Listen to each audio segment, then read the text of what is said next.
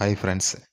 நடந்து முடிஞ்ச India versus ஆஸ்திரேலியாவுக்கான முதல் டெஸ்ட் போட்டியில் இந்தியா அபாரமாக ஜெயிச்சிட்டாங்க. ஸோ செகண்ட் டெஸ்ட் போட்டி இப்போ 6ஆம் தேதி நடக்க போகுது.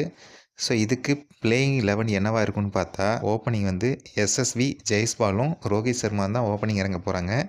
ஸோ 1 டவுன் வந்து யார் இறங்க போகிறாங்க? சுப்மன் கில் தான் இறங்க போகிறாரு. அடுத்து 2 டவுன் வந்து விராட் கோலி, கன்ஃபார்மாக விராட் கோலி தான். ஸோ அதுக்கு அடுத்த பிளேஸ் வந்து ரிஷப் பண்ட் இறங்குவார். ஸோ அடுத்து 5th பிளேஸில் வந்து கேஎல் ராகுலுக்கு தான் சான்சஸ் இருக்குது. ஸோ கேஎல் ராகுலுக்கு அடுத்த பிளேஸ் வந்து 6th பிளேஸுக்கு வந்து யார் இறங்குவாங்கன்னா வாஷிங்டன் சுந்தர் தான் இறங்குவார். ஸோ அடுத்து 7th பிளேஸில் நிதிஷ்குமார் ரெட்டி வந்து களமிறங்குவார். ஸோ அடுத்தது நம்ம பூம்பரை வந்து களமிறங்குவார். பூம்பராவுக்கு அடுத்தது முகமது சிராஜி. அடுத்தது 11th பிளேஸில் வந்து ஹர்ஷித் ராணா இறங்கிறதுக்கு தான் சான்சஸ் இருக்குது. ஸோ இந்த பிளேயிங் 11 பற்றி நீங்கள் என்ன நினைக்கிறீங்கன்னு மறக்காமல் கமெண்ட் பண்ணுங்கள். தேங்க்யூ ஃபார் வாட்சிங்.